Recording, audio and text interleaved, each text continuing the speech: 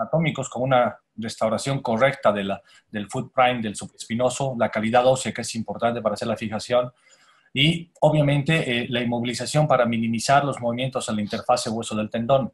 Hay factores intrínsecos que también tenemos que considerar, como el suministro vascular, considerar, por ejemplo, aquellos pacientes que fuman, ver la atrofia o infiltración grasa en el momento de la cirugía, y si hay retracción o no del tendón.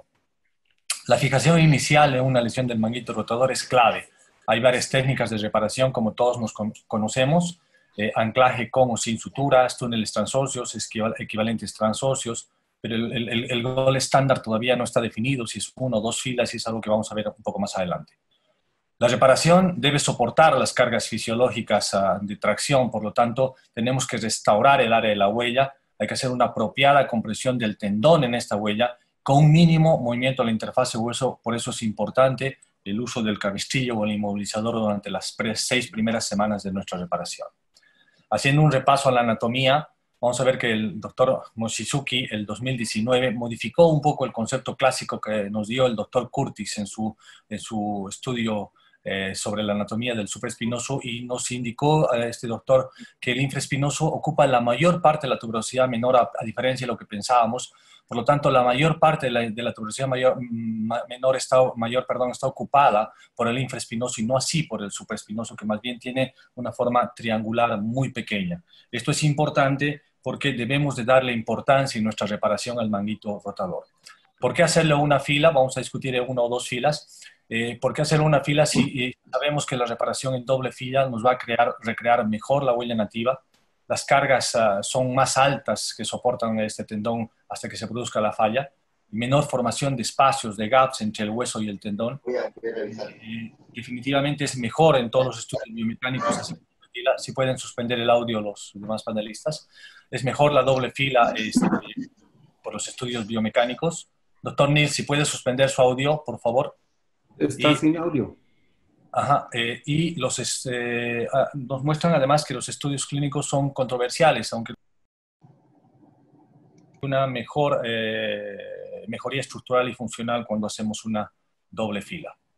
Si nos fijamos en este gráfico, la mayor parte de los estudios que hay sobre el manguito rotador indican que doble fila o simple fila son iguales, pero no toman en cuenta el tamaño de las lesiones, y esto es importante, que tenemos que considerar al momento de hacer nuestra reparación, si nuestra lesión es pequeña o es grande. Y si se fijan, todos tienen un punto de quiebre que son los 3 centímetros, es decir, en rupturas grandes aparentemente funciona mejor la reparación doble fila cuando es mayor a 3 centímetros, pero en reparaciones pequeñas, menores a 3 centímetros, funciona mejor o funciona igual la doble fila. Restablecemos la huella cuando hacemos una reparación en simple o doble fila. Sí, en la doble fila restablecemos mucho mejor la huella, pero tanto con la fila simple y la fila doble logramos tener una cobertura de la huella del supraespinoso de manera completa, como estamos viendo en el estudio, en el trabajo anterior. ¿Qué pasa si se nos rompe el tendón después de una reparación de manguito rotador? En general, aunque exista la ruptura, ya el paciente mejora por la misma artroscopía, liberación del tendón del bíceps, el manejo del bíceps, del subescapular, en fin. Pero autores indican, como Dukin, que la ruptura es menor cuando es doble fila y cuando las lesiones son de más de 10 milímetros. Millet, en cambio, indica que la fila simple, cuando existe una ruptura, las lesiones casi siempre son parciales y no así completas. Este otro autor, Franceschi, indica que la ruptura es más baja en la doble fila en los estudios con resonancia magnética 2 años, y Millet, un nuevo estudio, indica que la ruptura en la fila simple es de un 25,9%, a diferencia de la doble fila, que es un 14,2%. Por lo tanto, seguimos con la disyuntiva de que la simple fila aparentemente tiene más índices de ruptura que la doble fila. Sucede con la doble fila, es técnicamente más difícil, es más larga y es más costosa. Utilizamos más material, más anclas. Se justifica la doble fila si los resultados clínicos son iguales, si existe una clara mejoría. Esto va a depender del tamaño de la lesión. En las lesiones pequeñas no está justificada, y cuando son pequeñas, menor a 3 centímetros, pero en lesiones grandes sí estuviera justificada porque nos restaura mejor la huella. Hay controversias indicando que los nodos de la fila medial, en el caso de hacer una doble fila, pueden producir un estrangulamiento tendinoso en el nudo, por lo tanto predisponer a mayor rupturas en esa zona, que es la zona 2 de CHO, que es donde incluso es más difícil hacer la nueva reparación, y puede perturbar esta segunda fila la microcirculación tendinosa y por lo tanto favorecer una ruptura. Son consideraciones que tenemos que tener en la doble fila. También indica Zhang que los mejores resultados en doble fila se dan cuando las lesiones son mayores a 3 centímetros. Entonces, parece que llegamos a este consenso, que las rupturas mayores a 3 centímetros son las que deberían ser reparadas en doble fila, mientras que las rupturas delaminadas, mientras que las rupturas menores a 3 centímetros es suficiente una fila. Januario, un modelo analítico, indicó que la doble fila es mucho más costosa, eso lo demostró en un trabajo y es fácil de suponerla. Wang tampoco encontró diferencias en la calidad de vida de una fila simple o una fila doble. Indicó que es mejor económicamente la doble fila en casos de lesiones mayores a 3 centímetros. Existen muchos estudios de simple o doble fila, pero la verdad es difícil determinar exactamente la superioridad de una u otra técnica con estos estudios, porque estos estudios tienen grupos heterogéneos, son grupos heterogéneos, por lo tanto no son sencillos de poder cuantificar los resultados. No hay conclusiones claras en cuanto a los metaanálisis o las revisiones sistemáticas de que la simple fila o doble fila es mejor. Si vamos a hacer una fila simple, ¿qué es lo que debemos utilizar? Anclas triples. Esto es el mensaje. Anclas triples, es decir, un ancla cargada con triple sutura. Alan Barber es el que más trabajos tiene sobre este tema. Indica que la carga triple es biomecánicamente superior a las rupturas, cuando las rupturas son menores, incluso a 3 centímetros, y sobre todo si utilizamos suturas resistentes como la de peso molecular ultra alto. Hay otros metaanálisis que nos indican que el punto de colchonero de Mason-Allen tiene con un ancla un ancla cargada con 3 suturas, tiene un índice de ruptura igual en fila simple o en doble fila. Por lo tanto, menores de 3 centímetros, utilizar un ancla triplemente cargada puede ser la forma de utilizar la fila simple en nuestras reparaciones.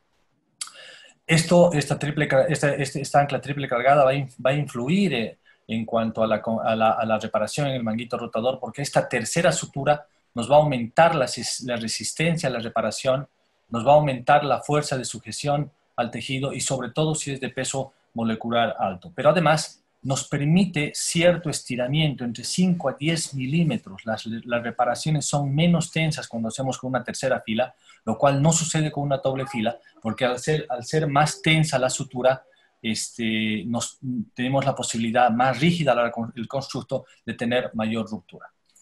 En las lesiones delaminadas, definitivamente la fila simple, la fila doble es la recomendada. Las lesiones de las delaminadas son aquellas que tienen una división horizontal en el espesor del tendón. Su incidencia es alta, va hasta un 92%. No tiene una causa desconocida, aparentemente sería la cápsula superior, la parte inferior de esta delaminación, como dicen Burkhardt y Nimura, aunque estructuralmente, histológicamente, son capas diferentes, con una orientación diferente en su colágena, como muestra el trabajo de Sonavet en el 2019. En esta fila simple, la retracción sucede en la capa profunda, que es la que tiende a romperse una vez hecha la reparación. Por lo tanto, esta capa profunda, que en teoría, según Burkhardt, representa la cápsula superior, debe ser reparada con una fila y la parte superficial con otra fila. Por lo tanto, tenemos mejores resultados, la literatura lo comprueba fácilmente, en las estructuras delaminadas con una fila doble. Como conclusiones, nos falta de evidencia y de consenso con trabajos tipo 1, como prácticamente en toda la literatura de nuestra especialidad. El tipo de técnica dependerá del tamaño de la lesión y la experiencia del cirujano. Los mejores resultados con fila simple se consiguen con lesiones menores a 3 centímetros y las con fila doble. Además, doctora Gantier, si puede quitar su volumen, y además utilizando anclas triplemente cargadas. Y la fisioterapia, si hacemos una fila simple, debe ser lenta y progresiva. Doctora Gantier, si puede quitar su micrófono. Muy bien, gracias. Además, pueden ser muy útiles en las lesiones parciales también utilizar la fila doble. Creo que esta es una revisión completa de lo que es el manguito rotador en cuanto a fila simple o doble. Por favor, si tienen algún comentario para poder pasar a los casos clínicos, doctores. Una pregunta, Paul. En términos de la carga triple o de la triple carga en una ancla de sutura, es mejor biomecánicamente, pero no preocupa que tengamos muchos puntos seguidos y también sacrificar un poco la parte biológica de la unión entre el tendón y el hueso. Y la otra pregunta que tengo es, ¿cuánto es el número ideal de nudos que deberíamos hacer para evitar ese deslizamiento que puede tener cuando ya empezamos un poco la rehabilitación o la cicatrización del tejido? Y si la infiltración grasa influye en que yo use una simple o una doble fila. Definitivamente, en relación a tu primera pregunta, utilizar una ancla triplemente cargada, no tres anclas, Claro. ¿me escuchan bien? ¿Sí? Una ancla triplemente cargada tiene una función biomecánica en el manguito rotador igual a que una doble fila cuando son lesiones pequeñas, pero además no tiene los problemas que tiene una doble fila, más bien de sí producir una isquemia en la zona de lo que se le atribuye a la doble fila, isquemia en la parte medial, precisamente por esta por este tipo de anclajes o de doble sutura, lo que no sucede en la primera fila. Definitivamente no produce los efectos que una segunda fila. Por eso es que las rupturas, cuando hacemos una fila, así sea triple cargada la ancla, se producen de diferente forma en la parte periférica, a diferencia de las que se suceden cuando hacemos doble fila, que son en la parte medial. En relación a la clasificación de Gutalier, definitivamente el tener una infiltración grasa influye, ya sea que tu reparación sea de una o dos filas. En ambos casos te va a influir. Creo que el tema de Gutalier es importante para ver si nuestro manguito rotador todavía es reparable o no. Uno de los conceptos de irreparabilidad precisamente en que se basa en que el Gutalier 3 ya no es reparable. Tu segunda pregunta se me fue, perdón, ¿cuál era? Para responderla Sí, rápidamente. digamos que la recomendación en la cantidad de nudos, si existe algo más de No, evidencia en cuanto hago 3, hago 4, hago 6. no hay una evidencia en cuanto al número de anclas que yo conozca. Lo que sí está claro es que la doble fila te puede producir mayores problemas si la lesión es pequeña, con mayor isquemia y con mayor índice de rupturas, precisamente por esta fila medial en relación al número de anclas. Y lo que también está claro es que las anclas sin nudos son las que en teoría funcionan mejor porque tenemos que considerar en un ancla con nudos la posibilidad de aflojamiento, que la tensión entre los nudos de una ancla, incluso con diferentes suturas, no es la misma. Por lo tanto, en teoría, los resultados son más sostenibles cuando tenemos unas anclas sin nudos. Aunque también esto es debatible, pero en general la literatura se inclina a esto. Muy bien, no sé si podemos, otra pregunta, podemos empezar con el caso Yo quería clínico. hacer una acotación. Sí, doctor. Acotando a lo que comentaba el doctor Fuentes acerca de su pregunta, creo que iba orientada a la cantidad de nudos que tenemos que hacer. Bueno, inicialmente la recomendación actual es no realizar un nudo corredizo en mango rotador, ya que este se nos puede atorar o lesionar el tejido, y sobre este realizar 3 nudos más de poste alternante, es lo que actualmente sabemos que le provee un poco más de estabilidad al nudo en cuanto a la seguridad del lazo y de la lazada también y del nudo en sí. Una pregunta para el doctor Patiño, cortita antes de pasar al siguiente caso clínico. Usted nos enseñó una imagen acerca de una ruptura parcial.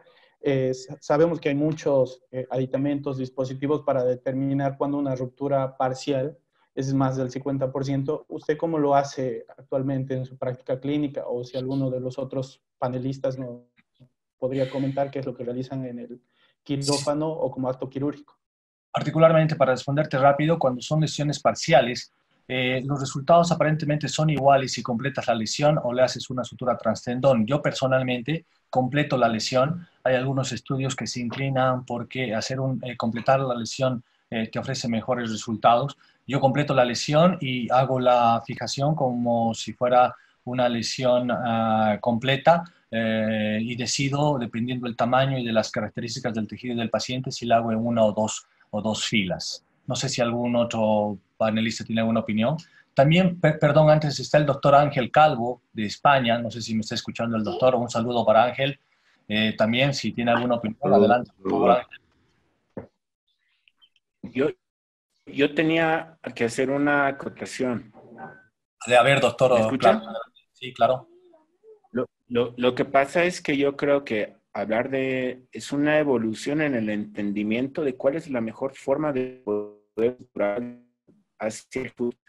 Porque se han hecho unos estudios en los que van viendo que los puntos transóseos, donde inicialmente se hacían las suturas de fila, luego las suturas de doble fila, y por último vienen los exámenes transóseos. Lo que se está tratando es de mejorar el contacto de la interfase del manguito con el footprint. Generalmente uno cree que haciendo, pues, dependiendo de la estructura, el tejido es fundamental. Las características del tejido pueda ser o no cicatrizable al footprint, ¿me entienden? Entonces yo creo que hay que ver las características, como se mencionó anteriormente, para poder definir qué es lo que necesita mi paciente.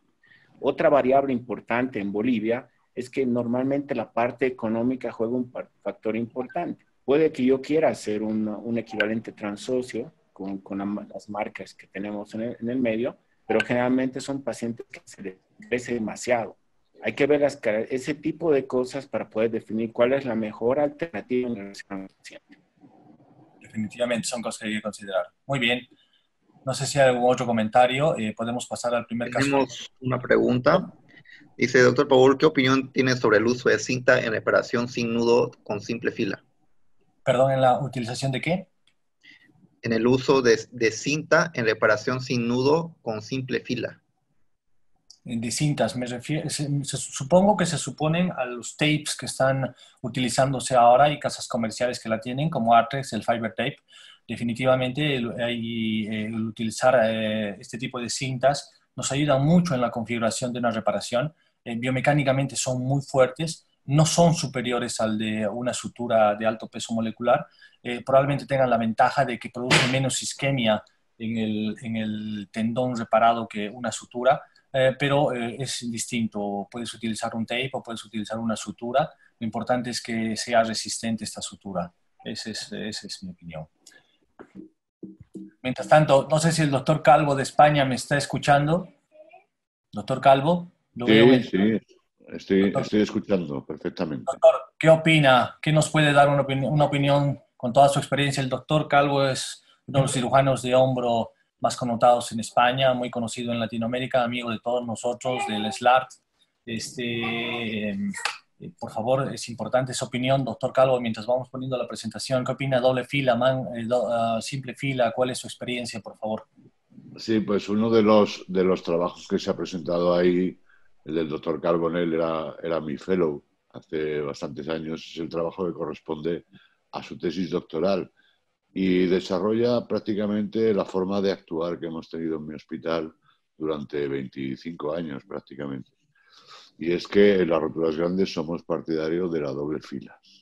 Lo que yo no soy muy amigo es del transoseo equivalente, porque el transoseo equivalente fija toda la fijación se produce en la fila medial. Con lo cual, yo que estoy, pues, desgraciadamente bastante acostumbrado al tratamiento de las roturas, prefiero encontrarme una nueva rotura o una no cicatrización del tendón a una rotura en la unión miotendinosa. Y el transoseo equivalente, en mi experiencia, da un porcentaje más alto que la doble fila que en las roturas miotendinosas. Bueno, muy buenos días a toda Bolivia, al doctor Calvo en España. El caso clínico que les voy a presentar es acerca de un paciente masculino. Es un paciente militar, apenas retirado, de 56 años de edad. El motivo de consulta que ustedes ven es que él tiene debilidad en su hombro derecho, pero con algo de dolor. Principalmente el motivo de consulta es que él no logra movilizar la extremidad como normalmente lo hacía. Esta no es una fotografía que corresponde al paciente, pero lo que trato de enfocar y mostrar es que era importante la atrofia que tenía a nivel de la fosa supra e infraespinosa. Cuando se hizo la evaluación, los movimientos pasivos de flexión, rotación externa e interna estaban completos. Lo que sí llamaba la atención es que tenía un déficit en la rotación externa, que es el lag sign.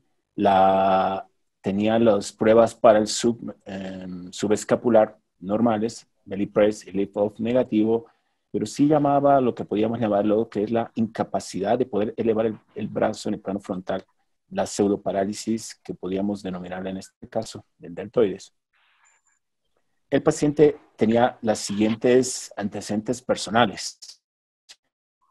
Él tuvo un accidente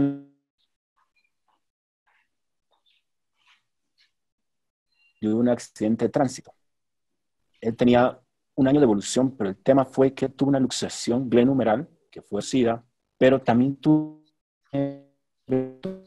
un traumatismo cráneoencefálico, que lo derivó, además de un trauma torácico, el paciente es terapia intensiva, por lo cual su rehabilitación, adicionando teniendo el antebrazo, su rehabilitación fue muy dificultosa por el tema del trauma torácico, y que pues poco a poco empezó a estabilizarse.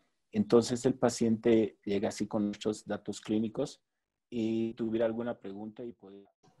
Hola, creo que el internet es muy inestable, a rato se corta y vuelve a entrar otra vez, el internet no está funcionando muy bien. Creo que me logran escuchar. Ahora sí, doctor Fernando. ¿Aló? Sí, te escuchamos. Lo que no vemos es tu imagen. Lo que quería mostrarles es que en la radiografía de la derecha es del paciente, en la cual uno puede ver una disminución acromiumeral. Y en la radiografía de la izquierda se pueden ver todas las necesarias pedir en un paciente. Deberíamos ver la salida del acromion, una axial, una AP verdadera, una AP con rotación interna. Además de eso, es importante ver la radiografía para descartar alguna patología, como pueden ser calcificaciones y artrosis. El paciente se le solicitó la resonancia magnética. Uno puede ver resonancia de todas las estadísticas. En plano coronal puede ver la ruptura, el grado de retracción. Plano sagital podría apreciar, sobre todo, ver algo que estaba mencionando anteriormente en la exposición del doctor Patiño, que ustedes pueden ver, uno podría ver las características según que habla de la infiltración sagitaliar, que las clasifica desde ninguna hasta el grado más severo, que es el grado 3, y uno podría decir, no se está proyectando, creo. ¿No se está proyectando? No, Sí, no comparte su pantalla, doctor. No se ve la presentación, Fer. Muy bien, ahora sí se ve. Ahora sí. ¿Ya? ¿Está?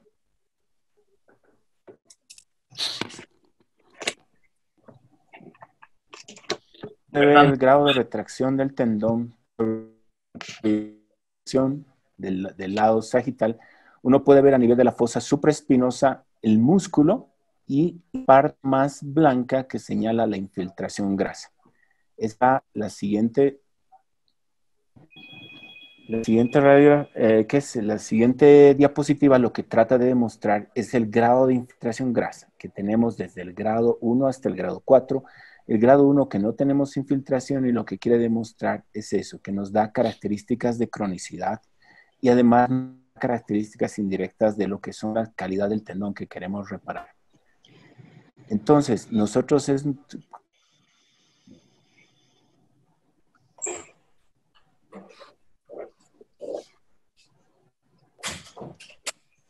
podamos dar acción coronal y sobre todo ver las características de los tejidos circundantes.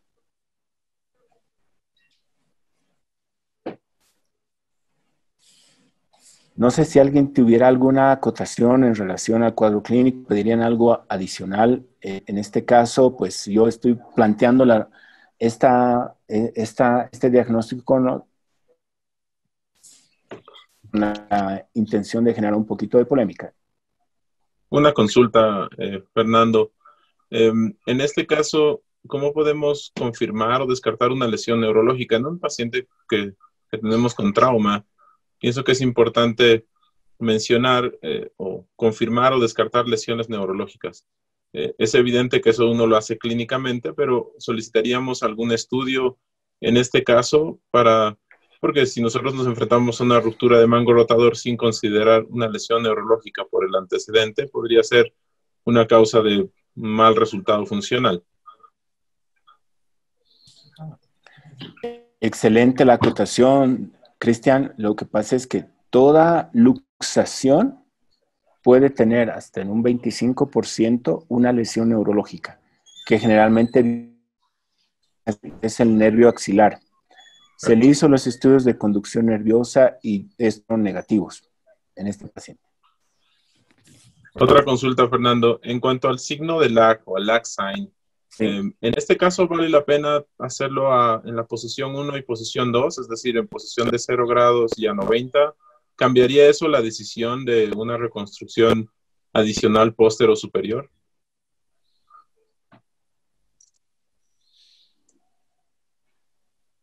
No entiendo la pregunta. ¿En 0 a 90 qué?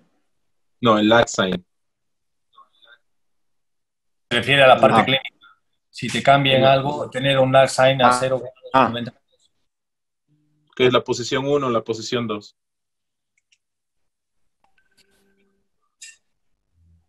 Bueno, generalmente yo le doy una rotación de 90 grados y espero que el paciente o la máxima que tolere mantenga el brazo. Y generalmente si hay retorno, pues yo ya digo que el lag sign es positivo. No sé si mantenerlo a 0 tenga alguna diferencia significativa. ¿Alguna otra acotación? No sé si hay alguna pregunta. Y entrando al tema, me parece que estamos frente a una lesión masiva del manguito rotador. Claramente es crónico, o probablemente el trauma haya mostrado recién el estado del hombro, pero es crónico, una lesión masiva. Y por el gutalier que tiene, probablemente irreparable. El concepto de reparabilidad hay que tenerlo en cuenta lo siguiente. Burkhardt, en un artículo, un trabajo ya desde hace 3 años, del 2017, indica que la reparabilidad no es, si bien puede verse en las imágenes, podemos determinarla por las imágenes, con el cutalier, con el signo de la tangente, con el tipo de retracción que tiene. Básicamente la reparabilidad o no de un manguito rotador es quirúrgica, porque hay tendones que en imágenes pueden verse irreparables, pero en el acto quirúrgico sí se pueden reparar, y como él lo dice y como muchas veces lo hemos visto todos, lesiones que no se podían reparar, sí hemos visto que sí se hacen. Por lo tanto, el tema de reparabilidad no lo sé, pero de que es una lesión masiva, retraída, está claro, con la posibilidad de reparabilidad por el gutalier que tiene y el tangente positivo que tiene. Bueno, totalmente de acuerdo. El tema de decir si es irreparable o reparable básicamente es en el acto operatorio, cuando uno pueda poner o no en el footprint el manguito rotador. Exactamente. Sí. Una pregunta, ¿esto implicaría entrar con, obviamente, un plan A, un plan B, hasta un plan C, pero eso probablemente lo discutiríamos más en el tratamiento? Pero es importante tener en cuenta que con una atrofia grasa en este nivel, con una lesión crónica, es evidente que uno tiene que entrar probablemente con situaciones o implantes o planificaciones alternas, de acuerdo a los hallazgos intraoperatorios de que pueda llegar ese tendón a la huella, o hacer una reconstrucción parcial, que lo hacía mucho Burkhardt antes de la reconstrucción. Hacía muchas reconstrucciones no parciales, sino más cercanas a la superficie articular, y tratar de compensar en algo. Pero bueno, está interesante. Quedaríamos con el diagnóstico de una lesión masiva. ¿Qué opinan? Si puedo opinar, ¿puedo opinar? Por favor, Sí, doctor Calvo. Escuchamos. Yo es que en lo que no estoy de acuerdo es que en esa imagen de resonancia haya una infiltración grasa. Es decir, hay una ocupación de grasa de la fosa supraespinosa, pero el color del músculo que queda es un color igual que los otros músculos. Es decir, la grasa no ha infiltrado el músculo, no es una atrofia grasa. Es una ocupación de grasa de la fosa supraespinosa, posiblemente debida a la retracción. Si el tendón se retrae, el músculo también se retrae, y en ese corte vemos más porcentaje de grasa. Si restituyéramos la longitud del tendón, es muy posible que el volumen del músculo fuera más parecido a la normalidad. La atrofia grasa hay que definirla como la infiltración grasa del músculo, es decir, hay un cambio de color del músculo. Y eso es muy importante a la hora de elegir el tratamiento. Sí, es importante esa acotación, Ángel, y además hay que considerar que la atrofia grasa podemos clasificarla por resonancia TAC a través del Gutalier, pero la infiltración de la masa muscular de grasa, que es a lo que prácticamente te refieres, lo vemos con el signo de la tangente, que en este caso aparentemente no es tan evidente. Entonces, de alguna forma, lo que dices es cierto. Es decir, hay una infiltración grasa relativa, pero con un signo de tangente negativo. No sé si están de acuerdo. Bueno, es por esto que yo la catalogué como una ruptura traumática del manguito rotador. Es probable que hubiera existido una ruptura un poco más pequeña con cierta cronicidad por la edad del paciente, 56 años. Y hablando con el paciente, pues lo que llamaba la atención antes del accidente es que él tenía una movilidad completa, hasta después del accidente. Yo quería también lanzar como un comentario para nuestro medio, es que yo creo que hay que tener en cuenta la ecografía. La ecografía en manos adecuadas, con un entrenamiento adecuado, nos puede dar datos acerca del tamaño de la ruptura, puede mostrarnos incluso el grado de retracción, que en ciertos lugares donde no exista la resonancia magnética viene a ser un dato útil e importante que nos puede ayudar a tomar una decisión importante. Sí, no sé si están de acuerdo todos. Sí, de acuerdo. No sé si podemos adelantar un poquitito para que podamos presentar todos los casos, Fernando. Bueno, no nos escucho. Aló, aló. Hola, sí, Fernando, si podemos adelantar con el tratamiento. ¿Qué Okay, le hiciste? yo me voy a acelerar un poco porque yo creo que el tratamiento lo tenemos todos claros. La idea es hacer una reparación del manguito rotador, pero ya uno podría hacerlo bajo la preferencia que quiera. Que puede hacerlo con técnica artroscópica o con técnica abierta. Yo creo que en este caso la decisión va por el medio donde uno desempeña, tener las condiciones adecuadas para poder hacer el mejor tratamiento posible a nuestro paciente. En este caso lo hemos colocado al paciente en una posición de playa, en la que estamos acostumbrados, y en este caso opté por hacer una técnica abierta. Hemos hecho una incisión transdeltoidea, hacemos una infiltración del tejido con lidocaína y un poco de adrenalina para disminuir el sangrado. Tratamos de hacer una bursectomía y una exposición, y miren, podemos tomar y exponer bastante bien el tejido. Además, nosotros podemos identificar el tamaño de alguna forma fuera ganchoso, pero generalmente no lo es. Y tomando en cuenta lo que decía Burkhard acerca del margen de la convergencia, poder hacer un reparo lo menos con menor tensión posible a nivel de footprint. Es así que nosotros hacemos la reparación del tejido, del tendón, fíjense, con una reparación y aproximación todo. Es así que en el postoperatorio nosotros usamos analgésicos, le pedimos al paciente que use exclusivamente el cabestrillo por 6 semanas y los ejercicios pendulares. Manejamos este protocolo hasta la jacking, mejorando inicialmente la flexibilidad y después la recuperación de la fuerza. Esto es como mensajes para llevar a la casa. Nunca olvidarse que una luxación glenohumeral puede tener entre un 15 y un 35% o sea, es toda la literatura de roturas del manguito rotador. Y nunca olvidarse que tiene que ser evaluado una posibilidad de lesión neurológica, que generalmente es el nervio axilar un 25%. El tratamiento antes de la tercera semana de estos pacientes da muy buenos resultados en aquel paciente, por ejemplo, que ha tenido que esperar un año para ser tratado. Me aceleré un poco al final, no sé si tiene alguna pregunta alguno de ustedes. Está perfecto, sí, porque estamos ya sobre hora. ¿Cómo encontraste el tendón? ¿Lo pudiste reparar fácil? ¿Te alcanzaste a llegar a la huella sin problemas? ¿Hiciste 1 o 2 filas? Porque puede hacerse abierto. Como pueden ver acá, pues hicimos la técnica margen convergencia, no tuvimos dificultad. Perfecto, muy bien, muchas gracias.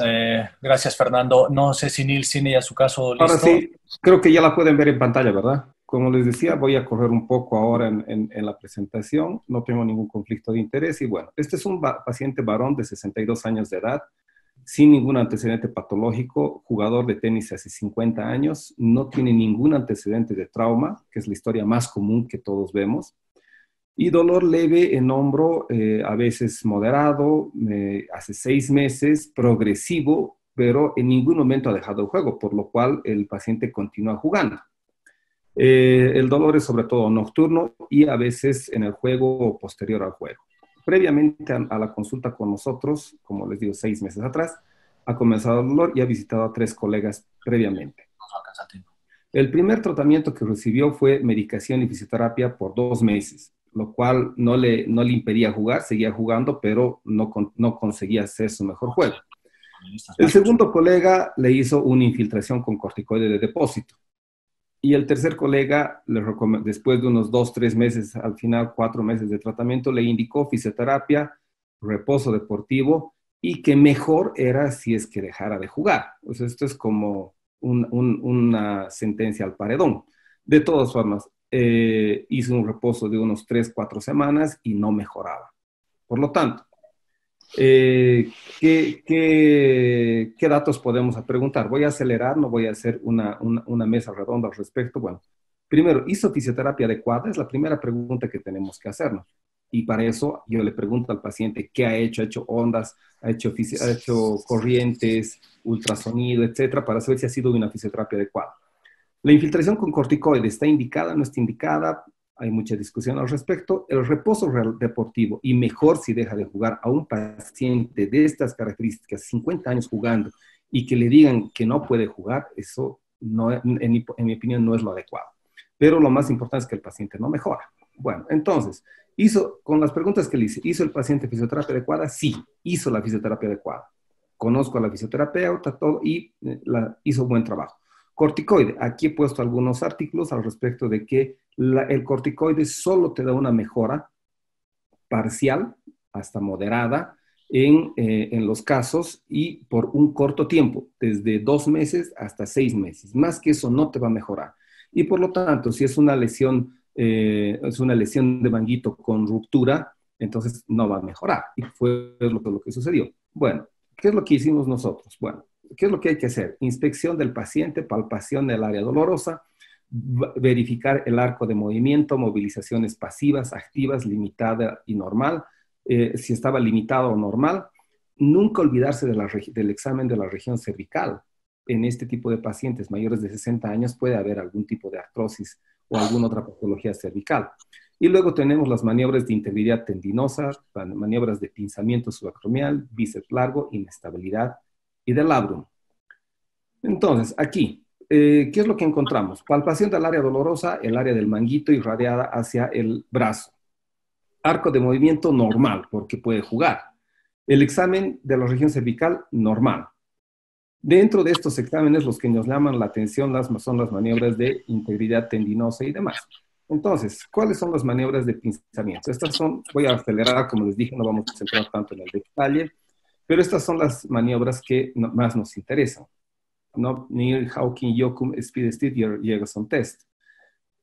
Dentro de las maniobras de integridad tenemos la de Job y las de subescapular, que son muy importantes. El belly press, que son para mí dentro de las que son más importantes. Ahí tenemos algunas maniobras de integridad que por el tiempo voy a pasar los videos rápidamente. Maniobras de pinzamiento, maniobras de subescapular. Obviamente este no es el paciente, pero solamente es el examen físico para tengamos en cuenta. Y maniobras de bíceps. Ese es un jugador de rugby, ¿no? Bueno, ¿qué es lo que nos interesa de la imagenología? Podemos pedir radiografía, ecografía, tomografía, cintilografía, resonancia, artroresonancia. Bueno, tenía algo preparado para discutir esto, pero vamos a correr. Entonces, ¿qué es lo que es imprescindible? Radiografía. Eso es imprescindible para un tipo de paciente de estos. La radiografía hay que pedirla en 3 o 4 posiciones. No nos quedemos solamente en la radiografía de frente porque nos van a faltar datos. La ecografía es un excelente examen, pero lastimosamente es un examen examinador dependiente y ecógrafo dependiente. Si no tienes un buen ecógrafo, no te va a mostrar todo. Y el examinador, este es un artículo de hace unos 10 años atrás, demostraba que el 30% de los casos daban falso positivo o falso negativo. Por lo tanto, es un examen que tiene muchas fallas cuando no está realizado por una persona entrenada en músculo esquelético porque sabemos que los imagenólogos ven barrigas, ven varices, y no solamente ven músculo esquelético en la mayoría de los casos. Por lo tanto, ese es un dato muy importante. Por lo tanto, el mejor examen en nuestro medio es una resonancia magnética de parte que nos va a mostrar mejor las partes blandas. Y la artrorresonancia solamente en los casos necesarios. He tenido algún paciente que por contraindicación de que no puede hacerse una resonancia, le he pedido una tomografía. ¿Por qué? Porque los pacientes con marcapaso, por ejemplo, no les puedes pedir una resonancia, pero sí pueden hacerse una tomografía. Bueno, entonces ahí tenemos la radiografía del paciente, tenemos la lesión del manguito. Es una lesión grande que tiene una lesión en el bíceps también, por lo tanto tenemos que ir al diagnóstico y los diagnósticos diferenciales. Tenemos como diagnósticos un pinzamiento subacromial, hombro congelado, tendinitis calcárea, subescapular pura, lesión de tendinitis o bíceps. Ahí vamos a tener algunas de las lesiones. La que está a su imagen a la izquierda es una lesión de hombro congelado, la tendinitis, y abajo tenemos la tendinitis calcárea y abajo tenemos una lesión de subescapular. Bueno, dentro de lo que son los diagnósticos diferenciales, hemos quedado con el paciente en los siguientes diagnósticos. Un síndrome de pinzamiento subacromial, una lesión del bíceps con tendinitis del bíceps y obviamente una lesión de manguito moderado. En los casos de solamente pinzamiento, yo hago tratamiento con ondas de choque, esa es mi preferencia, ¿ya? En unas lesiones de tendinitis, solamente tendinitis o lesiones parciales, fisioterapia es mi primera opción y en caso que esté molestando mucho o esté a punto de romperse, prefiero hacer una cirugía. Bueno, dentro de los que son las opciones de tratamiento, dejar el deporte, solo medicación, solo fisioterapia, otra vez más intensiva, utilizando otros parámetros que no se hayan hecho, otras máquinas que no se hayan hecho. Infiltración con corticoide, ácido hialurónico, plasma, células madre, ¿es lo adecuado en estos casos? Ondas de choque, radial, focal o ambas, ¿es lo adecuado o directamente a la cirugía? Como les decía, para irnos más rápido, pues lo mejor en una lesión de estas es ir directo a una cirugía. ¿Cuáles son las opciones de tratamiento? André, cerrámelo. Tratamiento quirúrgico. Podemos hacer reparo de manguito en una o dos hileras. Podemos hacer una o dos hileras. Aumentación biológica, aumentación con parche, reconstrucción de cápsula superior, con auto o al injerto, prótesis reversa. Entonces, en este caso nos hemos ido por un reparo de manguito en una hilera. Es lo que la mayoría estoy seguro que hubiera escogido. Dentro de la cirugía hemos dicho, vamos a hacer un reparo en una hilera. Podemos hacerlo por mini open, podemos hacerlo artroscópico. ¿Qué fijación vamos a utilizar? Acromioplastia vamos a hacer en todos los casos, no la vamos a hacer. Vamos a hacer una bursectomía amplia o una bursectomía parcial. Vamos a hacer tenodesis del bíceps o una tenotomía directamente. ¿Qué vamos a hacer con la clavícula distal? Bueno, esta es la radiografía del paciente postoperatorio. Como verán, hicimos una tenodesis del bíceps, reparo del manguito con dos anclas, aquí solo se ve una, pero son dos, y le retiramos la clavícula distal. Entonces, podíamos habernos ido a una dos filas, no era necesario por el tipo de lesión. Reparo de manguito, esas veces yo solo hacía hacía la exploración artroscópica, porque ese es un paciente de hace muchos años, y les hacía el miniope, que me iba muy bien, y ahora por el entrenamiento y conseguimos hacer todo por artroscopía. Entonces hemos utilizado en su momento anclas de titanio de es lo que yo decía. No hicimos y no hacemos acromioplastia, solo en los casos indicados y necesarios. Bursectomía parcial, solamente bursectomía parcial y no una bursectomía amplia. Y en este caso, porque el paciente solicitaba mantener su juego porque era campeón de tenis a su edad, en su categoría, él solicitó que se le haga una tenodesis de bíceps, que no se le haga una tenotomía. Y como les decía, como tenía una artrosis acromioclavicular moderada a importante, ya se le hizo la exéresis de clavícula en el momento. En el posoperatorio, ¿qué cosas hay que considerar en el posoperatorio? Inmovilización, en qué posición va a ser inmovilizado, cuánto tiempo, cuándo vamos a empezar la fisioterapia y qué tipo de fisioterapia, durante cuánto tiempo vamos a hacer la fisioterapia, cuándo va a empezar a entrenar y cuándo va a ser el deporte competitivo. Entonces, en este caso, lo hemos dejado en un cabestrillo con rotación interna y en la posición más cómoda posible, ¿no? El tiempo de inmovilización, 6 semanas. Pero ¿cuándo empezamos fisioterapia? A la segunda semana, pero fisioterapia porque en la parte cervical, para quitarles el dolor de la contractura muscular que se presenta en la región cervical, en la parte del trapecio y en el hombro, sin hacer movimientos. Toda esta fisioterapia de la segunda a la sexta semana. Posterior a esto empezamos, a la cuarta semana empezamos con algunos movimientos pasivos, pendulares sobre todo, y se vuelve a cabestrillo 2 a 3 veces al día. Y posteriormente hacemos fisioterapia después de la sexta semana, 3 a 6 meses de fisioterapia. Cuando empezamos el deporte de entrenamiento de tenis, en este caso, deportes de raqueta o con elevación del brazo, al tercer o cuarto mes postoperatorio.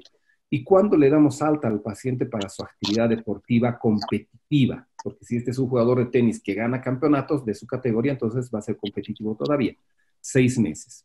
Ese es el tiempo en el que vamos a dar la autorización. Ahora, tenemos que el paciente 12 años después vuelve a la consulta. Esto sucedió el año pasado. Ahora ya es un varón de 74 años, tiene hipertensión arterial, no tiene ningún otro problema de salud. Y hace un año, 8 meses aproximadamente, ha dejado el tenis y ha empezado a practicar golf. Pero tuvo un trauma 2 semanas antes de la consulta. Jugando golf le dio al green en el primer golpe y no le dio con fuerza, por lo tanto estaba frío, no es un deporte que practica habitualmente, entonces se lastimó y le empezó con un dolor intenso nocturno y con un antecedente de trauma. Refiere que empezó a sentir crépito en su momento. Esa es la mini open y tenía dolor y limitación funcional con maniobras de integridad tendinosa y pinzamiento que eran positivas y tenía insuficiencia. Se solicitó una radiografía y una resonancia. Esta resonancia no es de la paciente, pero es muy similar, ¿ya? Entonces hay una gran retracción. Tenemos que tenía una infiltración grasa, sí, y gran parte del músculo estaba degradado, por lo tanto me hacía dudar si era una lesión antigua, o sea, tuvo una ruptura y con esto con este trauma se agravó la lesión, pero estaba funcionando muy bien, o es una lesión reciente que realmente se hizo recién. Entonces había ausencia de manguito, por lo tanto era una lesión más grande. Opciones de tratamiento, teniendo en cuenta que el paciente quiere volver a jugar, no quiere dejar el deporte, ¿ya? Infiltración con corticoides, ácido hialurónico, plasma, células madre, ondas de choque nuevamente, esta vez haríamos un reparo de manguito en 2 filas, ya nos han hablado. Cirugía con refuerzo, le haríamos una con refuerzo biológico de un tensor de fascia lata, no sé, o nos damos una reconstrucción de cápsula superior, o nos vamos directamente a una prótesis reversa sabiendo que sería una revisión de manguito. Bueno, nosotros al paciente le ofrecimos una reconstrucción de cápsula superior, ¿ya? Que creo que eso es lo mejor. Habíamos conversado con el paciente para hacerle artroscópico, podemos hacerlo artroscópico, miopen con auto o algo injerto, fascia lata en el caso de auto y Aquiles en el caso de halo. Algunos utilizan el bíceps largo, lo he visto, lo sé. Perdón. Le vamos a hacer un refuerzo biológico, plasma, células madre. Bueno, nosotros le ofrecimos un artroscópico con algo injerto de Aquiles y con un refuerzo biológico. Este es uno de los casos que hicimos hace un tiempo atrás.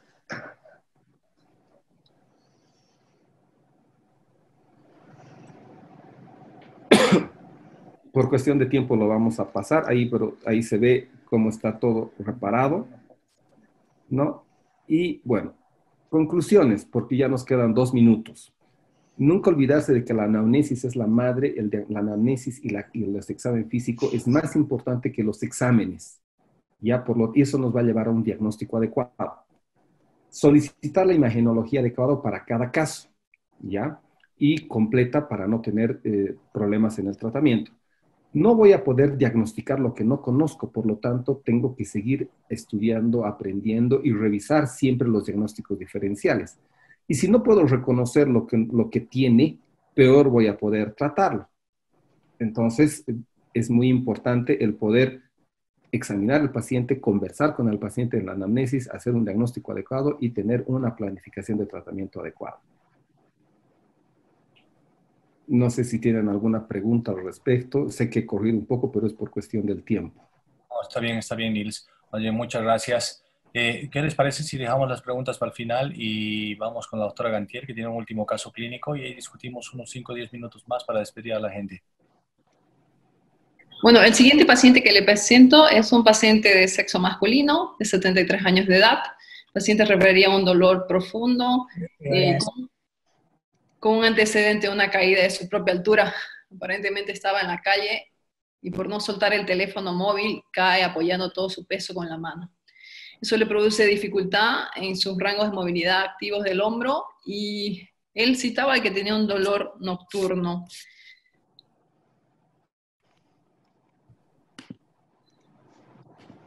Importante, como decía el doctor Calderón hace rato, la clínica que el paciente ya va expresando, ¿no? Y los antecedentes y la biomecánica. Lo interesante de la ortopedia y la traumatología es que en muchos casos cada una de las cosas que hacemos prácticamente es un cuento, el cual debemos saberlo previamente.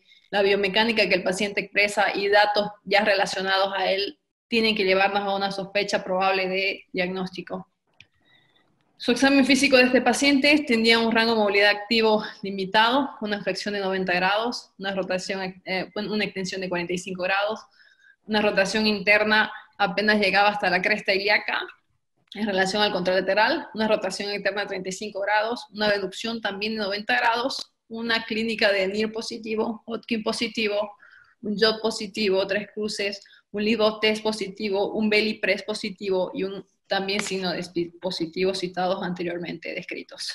Ahora, en este paciente nosotros siempre lo que hacemos es pedir una batería de estudios para complementar y no solamente irnos a lo aparente, ¿no? Siempre solicitamos rayos X AP de hombro, una salida de supraespinoso, y en este caso quiero hacerles una consideración especial. No solamente es importante la ascensión de la cabeza del húmero, el espacio subacromial que podamos tener, sino también hacer consideraciones que no son tan actuales, ya que el 2013 el doctor Moore ya hizo una descripción del ángulo crítico del hombro y hay que tenerlo en cuenta también como conducta para posibles tratamientos como la cromioplastía dentro de tu arsenal. En este caso, considerar que no solamente, como dijo hace rato el doctor Calderón, hacemos una AP verdadera, sino también considerar hacer una AP neutra que nos pueda permitir hacer una medición de la glena en el ángulo con la parte más lateral del acromion, considerando que dentro de lo normal se encuentra de 30 a 35 grados, y si el paciente tiene mayor de 35 grados, esos estudios ya están realizados, donde sí se ha visto de que hay un efecto de que el paciente tenga una probable re-ruptura a pesar de la reparación que nosotros podamos hacer, y por lo tanto hay que considerar probablemente hacer una cromioplastia lateral, que también está demostrado que esta puede ayudar a disminuir 2.8 grados este ángulo y de tal manera evitar las fallas a posteriores. El ángulo menor a 30 grados también tampoco es que sea bueno, ¿no? Es un ángulo que nos habla de que este paciente está con fuerzas de compresión en la cabeza y por lo tanto este paciente va a ser un candidato seguramente a una progresión de artrosis a nivel de la articulación glenohumeral. Entonces es importante también considerar no solamente las proyecciones a las cuales estamos adecuados, sino ir actualizándonos y en este caso tomar en cuenta este ángulo crítico que aparentemente es predictor de lo que va a pasar en un futuro con estos pacientes. Segundo importante, casi siempre nos gustaría pues tener todos los estudios para cada uno de los pacientes, pero si no lo podemos hacer, evidentemente una ecografía es de muchísima ayuda. En este caso yo lo que les quiero mostrar, no sé si ven mi cursor, porque sé que esta charla no solamente la ven los expertos, sí necesitamos una persona que ustedes sepan que tenga formación, idealmente una alta especialidad en musculoesquelético y que pueda expresarte con imágenes, quizás si no tienes una resonancia magnética. En este caso donde estoy mostrando aquí con la cruz, quiero que ustedes recuerden 3 números. Usualmente el tendón que siempre se va a lesionar es el supraespinoso, pero sin embargo hay cambios que nosotros podemos ver en la ecogenicidad de los tejidos. El número 1 siempre es importante. Cuando usted ve una ecografía, dividan esta en 3. El número 1 va a corresponder a la zona articular, el número 2 a la zona del tendón, y el número 3 a la zona de la bursa. Si yo veo alguna solución de continuidad a nivel de la zona 1, estamos hablando que hay un compromiso articular. Entonces, nuestra conducta va a ser evidente. Si veo una lesión a nivel del número 2, entonces estamos hablando de que es probable que todavía tomemos tiempo, pero hay que ir informándoselo al paciente. Y a su vez, si vemos también imágenes a nivel del tipo 3. En este caso, sí hicimos una ecografía con el paciente, sí contamos con gente excelente en cuanto a imágenes, y ya hacían una apreciación de una lesión, de hecho aquí la ven delimitada a nivel del supraespinoso, no en el total del grosor, aparentemente no llegando a la zona articular, y a su vez también nos muestran cómo el tendón, la porción larga del bíceps también se encontraba afectada. Entonces, importante tener en cuenta la ecografía al momento también de iniciar el tratamiento, porque casi no todos los pacientes al 100% inician con cirugía inicialmente. Entonces, no se olviden de lo que les acabo de mencionar. Esta parte que les estoy acá remarcando corresponde a la cabeza humeral, al hueso, en este caso. La otra zona, la zona del tendón. La zona de la bulsa, posteriormente deltoide, fascia y piel, que son importantes que ustedes los tengan en mente al momento de hacer una evaluación de una ecografía. Estos pacientes siempre nosotros hacemos también una resonancia magnética. En este caso, recomendarle a todos nuestros médicos que siempre es importante que deben ver todos los cortes, no es suficiente solamente ver un corte coronal, un oblicuo coronal, hay que hacer una correlación siempre en sagital, incluso a veces en axial. Entonces, me gustaría mucho la opinión, en este caso me gustaría el doctor Fernando Claro, si está por ahí, le voy a pasar las 3 imágenes de mi sospecha de lesión y qué piensa y qué opina de él. Muchas personas probablemente si lo ven así, estoy pasando imagen, no es una lesión tan aparente, sin embargo, si recuerdan, el paciente tenía una clínica bastante aparatosa. Olvidé decirle que el paciente ya tenía 6 meses de evolución, había hecho más de 40 fisioterapias, había sido sometido a una serie de terapias, incluso estuvo en Europa, fue tratado con medicación por vía oral, y francamente llega ya casi con la conducta en la mano de decir, opérenme. Entonces, fíjense cómo en este corte sagital, siempre nosotros hacemos el seguimiento, ¿no?, de la inserción del supraespinoso. Aquí yo no veo una lesión aparente, pero sin embargo, ya debemos sospechar porque acá veo como una solución de continuidad, acá la inserción no la veo completamente, y en este caso, en este paciente en particular, sí nos tocó revisarlo muy bien, y finalmente ir al corte extremo, y fíjense cómo acá sí evidencio un desgarre total en la inserción del tendón del supraespinoso que va a ser importante para tomar conducta. No es suficiente ver un corte coronal, es importante que siempre veamos un corte axial, en este caso para evaluar también evaluar el bíceps y el subescapular. Recordemos que usualmente no vamos a encontrar una lesión del subescapular aislado, casi siempre va asociada a lesiones del supraespinoso, y en este caso también ver las características físicas que nos muestra una imagen en cuanto a el tendón del bíceps. Posteriormente siempre hacer también un corte sagital, hace rato mostraban importante la atrofia gracia. Perdón. ¿Sí? He visto 3 de las resonancias en donde se ve, puedes poner la última, no, la coronal. Esta es la anterior. Okay. No, siguiente.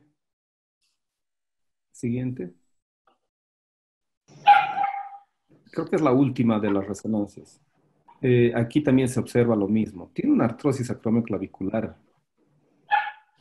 Aquí el hueso, la parte ósea está con señal de densidad baja, está blanco. Si tienes la última, en la última se ve mejor todavía. En esta. Mira cómo está haciendo artrosis, tiene inflamación, tiene aumento de volumen a nivel de la cápsula superior. Y bueno, es un dato importante porque, como dices, la ruptura clínica en la resonancia no se ve tan grande, excepto en un solo corte, en uno de los que mostraste. En el resto de los otros cortes no se ve. Y en este se ve el manguito ahí, pero se ve sobre todo una artrosis acromioclavicular. Y es uno de los diagnósticos diferenciales que hay que tener en cuenta para saber. Ahora, evidentemente esta artrosis con aumento de volumen al espacio subacromial va a provocar un síndrome de impacto, pero el síndrome de impacto no siempre es quirúrgico. Exactamente, ¿no? Pero a ello sumamos la clínica que tiene el paciente y también los antecedentes, en este caso traumáticos. Muchos de los pacientes usualmente que llegan a la consulta por dolor del hombro, inicialmente puede que sí hayan tenido clínica anteriormente y ya algo desencadena o gatilla la situación de que lleven a que tengamos que hacer alguna terapia conservadora o a veces quirúrgica. Pero sí son importantes los datos degenerativos que pueda tener el paciente. Recordemos que también él tiene 73 años. Entonces, evidentemente ya ustedes tienen un diagnóstico, el paciente sí con una lesión en este caso del supraespinoso, el tendón del bíceps, con la artrosis acromioclavicular. Pero en este caso, este paciente, como les mencionaba anteriormente, optaron en primer caso, no llegó inicialmente con nosotros, por un tratamiento conservador. Entonces, la pregunta es ¿hasta cuándo? Hay muchos ortopedistas acá que puede que sí, le damos calmantes, hacemos infiltraciones, incluso hay gente que pone hasta PRP o hace otro tipo de terapia que no tienen ninguna evidencia científica a ese nivel. ¿Hasta cuándo es que nosotros debemos esperar a que un paciente deje de hacer el tratamiento conservador? ¿Qué opina, doctor Calderón? No te presté atención, estaba respondiendo a una de las preguntas. Perdón, ¿puedes repetirme? Con el tratamiento conservador, sí, evidentemente. Me voy mucho por los comprimidos, sí, fisioterapia también, pero yo sé que tú manejas ondas de choque. Para mí es de preferencia el tratamiento en un paciente que es deportista, que es lo que más veo, le recomiendo ondas de choque porque eso permite recuperarse más rápido. Siempre se le ofrece el tratamiento de fisioterapia inicialmente, siempre, y si no está yendo bien, hacemos las ondas de choque, pero siempre comienzo también con una radiografía y una ecografía en casos de que no sospeche de lesión de manguito. Pero si ya sospecho de una lesión de manguito o el paciente no está yendo de forma adecuada, entonces le solicito una resonancia. Si en la resonancia no encuentro ninguna lesión y hago todo el esquema, todo, y no encuentro ninguna lesión, vuelvo a comenzar de cero, que a veces nos pasa y hay que saber reconocerlo. A veces haces todo y no encuentras ninguna lesión, y entonces lo mejor, creo yo, es comenzar de cero otra vez, volver a hacer anamnesis, volver a hacer examen físico, volver a hacer si es necesario, algunos otros exámenes, o revisar mejor la resonancia. A veces yo me voy al centro de imagenología, porque ellos tienen computadoras y pantallas de grado médico diferentes a las nuestras, que nos permite revisar mejor las imágenes, ¿no? Yo creo que eso creo que es la respuesta. Ok, doctor Claros, ¿hasta cuándo usted hace un tratamiento conservador en un paciente con todo lo que le acabo de relatar antes de ir a cirugía? ¿Qué es lo que espera y cuándo dice me voy a cirugía? En este paciente que prácticamente llega a nosotros después de 6 meses de evolución, cuando ya agotó terapias, medicación y todo lo que pudo hacer, tanto en nuestro país como fuera de él, nosotros sí prácticamente ofrecimos la conducta quirúrgica al paciente. El paciente de hecho también ya lo sabía porque había hecho consultas en otros lados.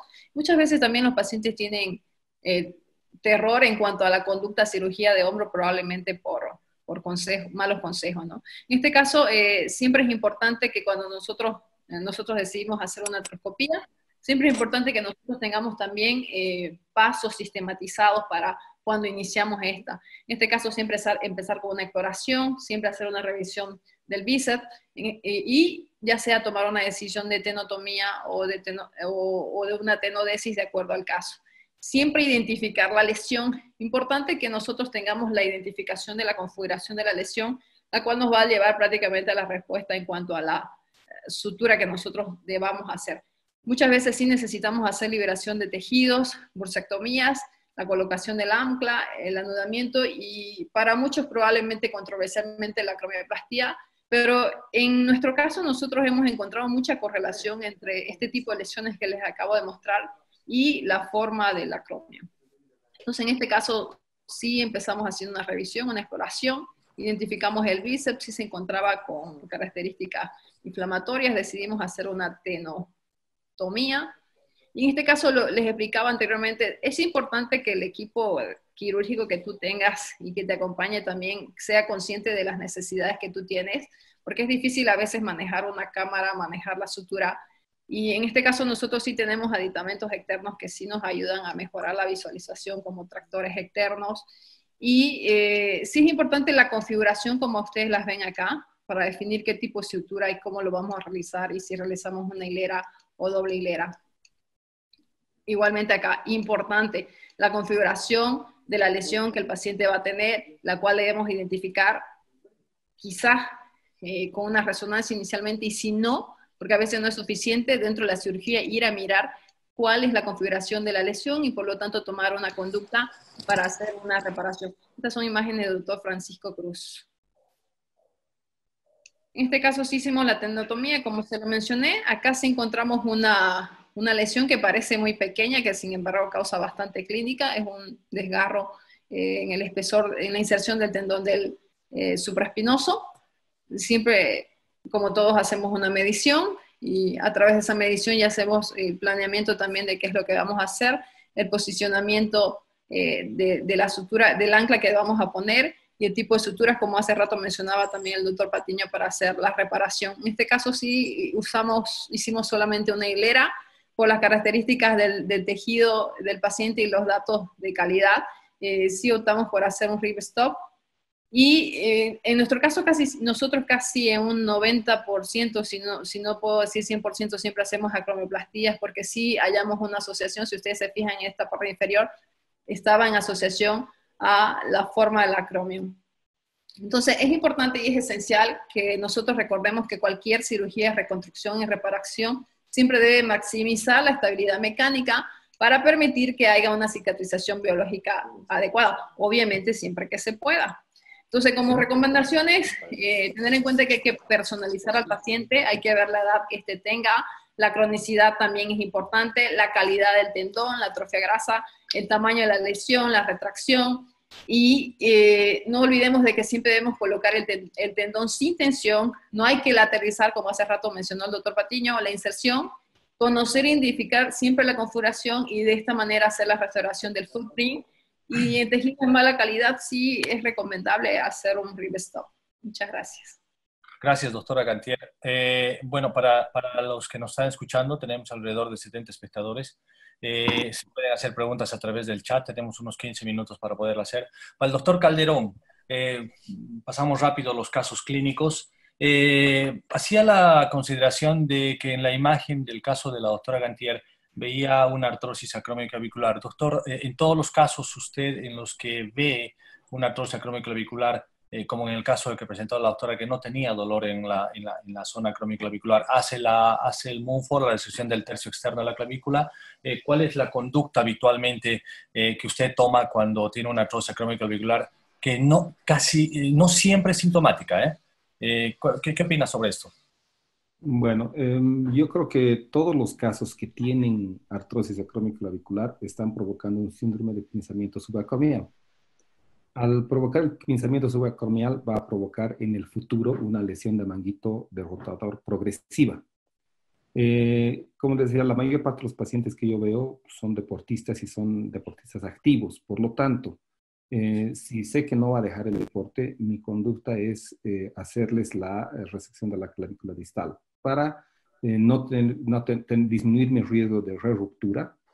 La mitad de los pacientes se quejan del dolor del hombro hacia el codo, irradiado, que todos conocemos, hacia la región posterior, etc. Pero cuando le tocas específicamente la acromioclavicular, también les duele. No de forma importante, pero sí les duele. Por lo tanto, en la mayoría de los casos les hago incluir este otro procedimiento más. Y un pequeño detalle, aprovecho el tiempo para decirles, bueno, la mayor parte de los jugadores de tenis y de racket, jugadores de raqueta, sienten que van a perder fuerza cuando les ofreces la tenotomía. Entonces, yo hago esto, sí lo hago a solicitud del paciente, como si fuese un menú, ¿no? O sea, el paciente quiere, si acepta la tenotomía, perfecto, pero si no, le hago una tenodesis. Bueno, para ser un poquito más específicos, en general, doctor Claros, ¿a quiénes les hace tenotomía? ¿A quiénes la tenodesis? Si podemos ser más puntuales. Bueno, quería aclarar una cuestión. Cuando un paciente tiene artrosis acromioclavicular, le hago solo en los casos en que el paciente tiene clínica dolorosa en ese punto. Si normalmente, porque si uno puede ver, pues hay muchos pacientes a partir de los 40 años y ya tienen artrosis. La pregunta, Paul, era, ¿a quiénes hago tenotomía y a quiénes tenodesis? Exactamente. Bueno, en general, la tenotomía las hago en pacientes mayores de 65 años. A demanda, y los pacientes más activos, trato de hacerles la tenodesis. Sí, creo que en general, para todos los que nos escuchan, hay que ser cautos con el tema de la resección del extremo discal. Si bien es una técnica adecuada, que como toda técnica puede tener sus complicaciones, creo que la indicación también está cuando el paciente es sintomático, tiene dolor en la articulación acromioclavicular. Por eso es importante, dentro de nuestra planificación quirúrgica, si ese gesto quirúrgico lo vamos a hacer o no en quirófano. En relación a lo del doctor Claros, creo que la tenotomía está definitivamente mucho más aceptada por el paciente añoso, por encima de los 60, 65 años, lo toleran muy bien. Nosotros hacemos mucha tenotomía, y en pacientes jóvenes también la tenodesis. ¿Todos hacen descompresión subacromial para el panel? Las respuestas más puntuales para que por favor puedan escucharnos. No, yo personalmente hago bursectomía y descompresión subacromial solo en los casos necesarios, y bursectomía parcial solamente porque si no le quitamos mucha irrigación. Sí, antes de eso, el doctor Calvo está escribiendo algo. No sé si me escucha, doctor Calvo. Sí, escucho. ¿Qué opinas sobre la artrosis acromioclavicular? Veo que escribiste algo, Ángel. ¿Qué nos puede decir? Sí, voy intentando opinar un poco para no interrumpir a los panelistas. No, por favor, interrúmpenos. No, que la artrosis acromioclavicular es una constante en todas las resonancias de los pacientes mayores de 45 años. No creo que haya que hacerles casi nunca nada, solo cuando son específicamente dolorosas. Y yo no actúo casi nunca en la acromioclavicular porque tampoco creo que causen ningún conflicto ni impingement. O sea, el impingement yo creo que no existe, de hecho. Y cuando hay una rotura de manguito, yo siempre hago una tenotomía, y siempre. La tenodesis, para mí, que es una tenodesis intraósea con una fijación estable, la reservo solo para pacientes jóvenes con manguito íntegro. Joven es siempre por debajo de mi edad, por debajo de los 55. Muy bien, gracias, Ángel. ¿Cómo te tolera el paciente de unos 50, 55 años la tenotomía? Si le has hecho una reparación de manguito, ¿cómo te tolera? Solo hay dos perfiles de pacientes que no aceptan el posible defecto estético, que son las mujeres muy delgadas, las mujeres que son flacas, o los culturistas. Los culturistas eso no lo toleran bien, y son las únicas opciones que se pueden plantear, pero el resto, si se lo explicas, asumen que el riesgo de mantener el dolor es mayor con la tenodesis que con la tenotomía. Muy bien, muchas gracias, Ángel. Para el panel, para Ángel, para los que nos escuchan, ¿qué tenotomía? La mayor cantidad de los pacientes, evidentemente, no necesitan hacer una tenodesis. Y creo que esto es una cuestión tal vez cultural, no lo sé. Por lo menos cuando les explicas, no la aceptan. Siempre piensan y siempre creen que van a perder fuerza en el saque, sobre todo, que es donde más elevas el brazo. Entonces, el paciente acá, por lo menos, los pacientes que yo veo en mi ciudad, no aceptan la tenotomía. Y ya me ha pasado que el paciente se ha ido a otro médico y se ha operado porque le han ofrecido la tenodesis en conjunto. Entonces, evidentemente, estoy de acuerdo en que no hay que hacerles tenodesis a todos los pacientes, pero esto es una cuestión también cultural, ¿no? Víctor Naula también está en la conferencia, está escribiendo una cosa importante. Le voy a dar paso, creo que es mejor que le demos paso a él para que comente al respecto del pinzamiento subacromial y de la artrosis acromioclavicular, que es un dato exacto, como él lo comenta, es así. Víctor, ¿nos escuchas, querido Víctor? Hola, Víctor. Víctor, creo que no nos está escuchando. Hola, ¿ahí me escuchan? Está. Víctor, ¿cómo estás? ¿Nos escuchas? Saludos, un abrazo para todos. Excelentes conferencias, excelentes casos. Solamente un aporte. Nunca nos olvidemos de la clínica. Cuando el paciente refiere con un dedo dónde está el dolor, generalmente ubica el dolor a nivel del acromioclavicular. mientras que si que lo hace con la mano entera, definitivamente la sintomatología no es de la acromioclavicular. Y otra cosa importante, cuando comienzan a hacer estas exostosis a nivel de la parte inferior, la presión o el conflicto que se realiza es a nivel del músculo, no al tendón. Por lo tanto, si uno cuando hace la artroscopía puede hacer un mini Montfort para sacar esos osteofitos, pero generalmente eso nunca va a rozar en el tendón en la reparación, porque generalmente el tendón no llega a nivel de la articulación acromioclavicular. Sí, estoy de acuerdo contigo. Creo que la hepatogenia del pinzamiento, del impeachment, es diferente. Y ahora, sobre todo, se aboca a la parte lateral más que anterolateral. Cambiando un poco de tema, en relación a la descompresión subacromial, para que todos opinemos. ¿Está Ángel opinando algo? ¿Qué opina el panel?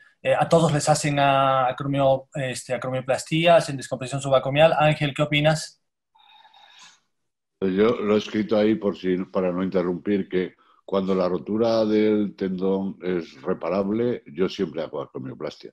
¿Por qué? Pues porque la llevo haciendo 25 años sin problemas, tienes mejor espacio para trabajar, aporta sangre, que siempre va a ser beneficiosa para la reparación. El problema es que si el tendón no es reparable, hay que conservar el arco coracoacromial. Y entonces, para mí ahí, la acromioplastia está prohibida. Nunca. Ok, perfecto, es clarísimo. ¿El panel qué opina? Cristian, Rodrigo, Cruz, ¿tiene alguna opinión? Mientras van hablando personalmente. Una pregunta para el resto de panelistas, para el doctor Calvo y también para el doctor Naula. No sé si es que ellos, en casos de que tengan pacientes con ruptura masiva y debido a la ruptura y a la progresión de la ruptura en el tiempo, en estos pacientes decidan hacerle, bueno, el doctor lo acaba de comentar, lo de más frecuentemente la tuberculoplastía o la resección lateral del acromion, en caso para disminuir el ángulo crítico. No sé de qué opinan especialmente el doctor Naula, el doctor Calvo, acerca de esta situación, cuando hacer una resección lateral del acromion, cuánto... Para cambiar el ángulo crítico, dices tú, ¿verdad? Resecciona y cuando... Así es, exactamente. Bueno, Ángel. Yo sí contesto, yo no la realizo. Yo, cuando hay una rotura masiva, intento, si creo que la reparación va a tener una viabilidad, yo hago una acromioplastia conservadora, normal, como he hecho siempre. Mi acromioplastia siempre es muy conservadora. Y si veo que no es reparable, no hago ningún tipo de acromioplastia. Perfecto. Empleamos el balón subacromial, cualquier tipo de tratamiento paliativo, que no es una reparación anatómica, no hago acromioplastia. Perfecto. Víctor, ¿qué opinas de corregir el ángulo acromial? Bueno, este es un concepto que últimamente lo menciona el doctor Christian Gerber, pero definitivamente por escuela, yo me formé con el doctor Alessandro Castaña y prácticamente, como dice el doctor Calvo, hacíamos acromioplastia de inicio para poder mejorar nuestra visión, te mejora completamente la capacidad visual en la reparación. Y actualmente estoy haciendo cada vez más tuberoplastias porque se están viendo este tipo de exostosis que también pueden generar conflictos en la reparación que tú realizas. Perfecto. Sí, evidentemente, yo creo que es cuestión de un poco de formación. Cuando yo empecé a hacer artroscopía, el año 2000, de hombro, cuando todavía estaba haciendo mi formación, no había bombas. Por lo tanto, era una obligación prácticamente el hacer una acromioplastia para tener mejor visión. Después de que han aparecido las bombas, ya se ha dejado de hacer mucho la acromioplastia y yo me he terminado de formar en artroscopía después del 2010 y por lo tanto, en general, yo no hago acromioplastías. Con relación a la tuberoplastía, evidentemente yo solo la hago en los casos que tienes en la radiografía, ves una tuberoscopía muy grande, como si hubiese crecido ahí un osteofito. En ese tipo de casos, comparto la idea con Víctor.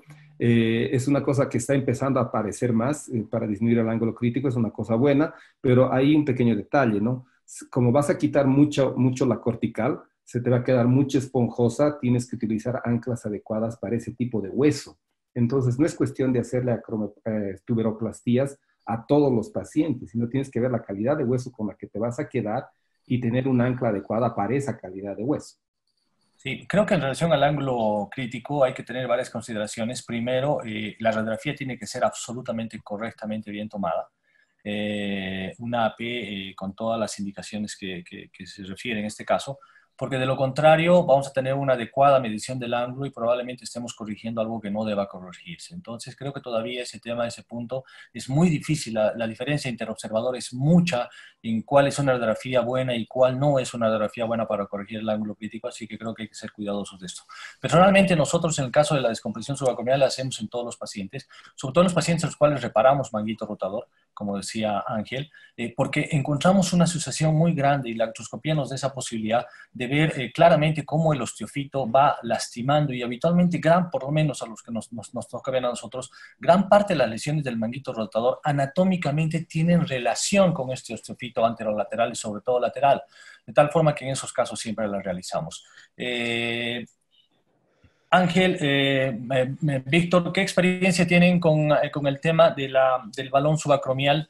En el país, acá en Bolivia, no tenemos ese recurso por el tema de registro médico.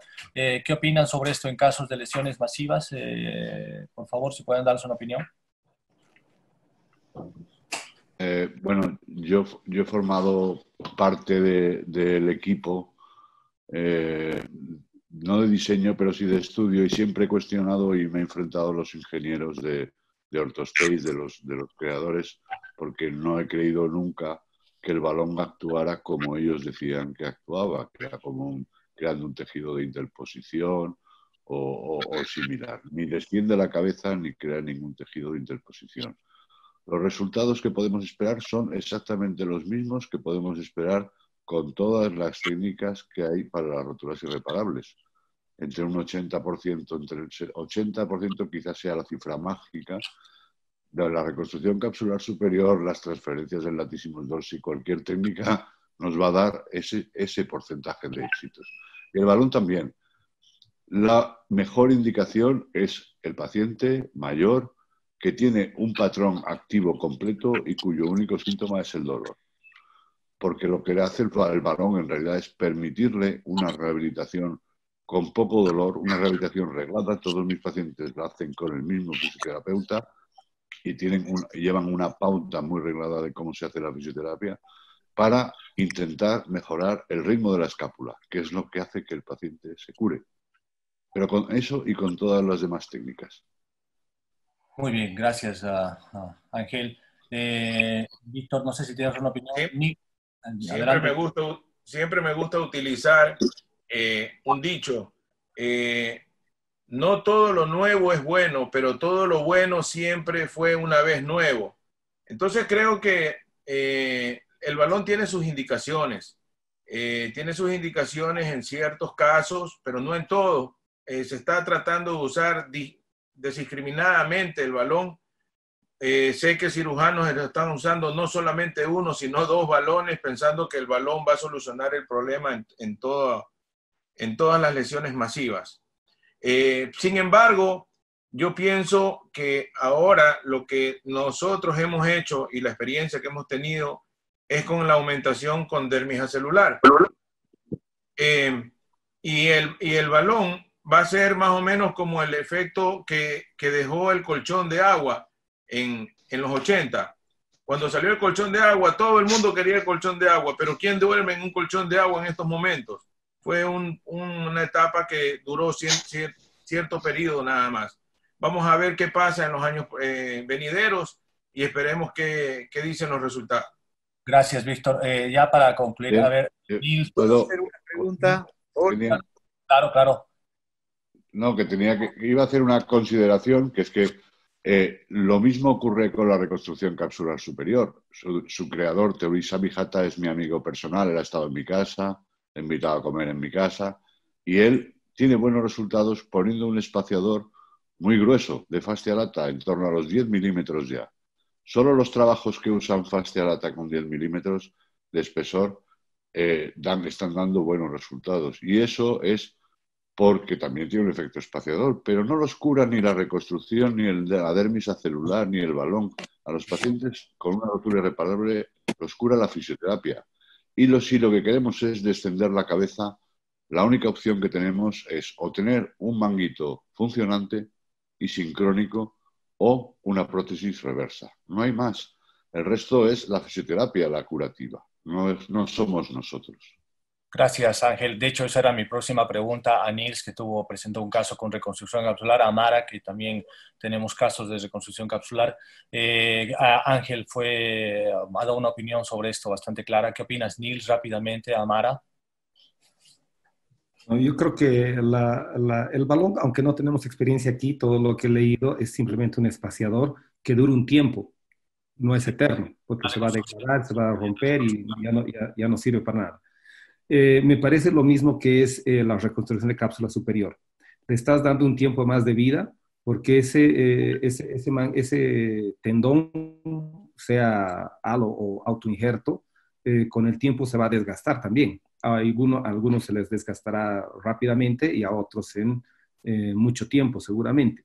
Pero si el paciente es un paciente con bastante edad, pues, y no tiene muchas condiciones, es mejor hacerle una reconstrucción de cápsula superior que una prótesis reversa.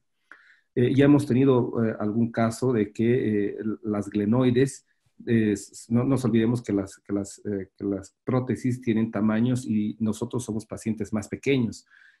Por lo menos aquí en La Paz, somos pacientes, la mayoría son pacientes más pequeños. Entonces, los tamaños no siempre se adecúan a nuestros tamaños. Nos pasa lo mismo con los clavos endomedulares al inicio.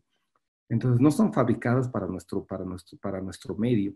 Por lo tanto, tenemos que tener opciones alternativas. Y creo que esta es una opción alternativa, una cápsula superior, que antes pensaba hacerlo con mucha frecuencia y al final ahora tengo un poco de cuidado. Prefiero ponerles un parche, pero sí las hago.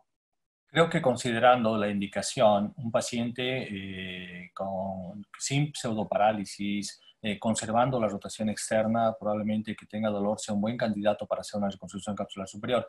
Considerando además de que la única forma de que tenemos que un paciente con un pseudoparálisis pueda levantar el hombro es medializando la glena, y eso lo hacemos prácticamente solo con una prótesis reversa, como decía Ángel.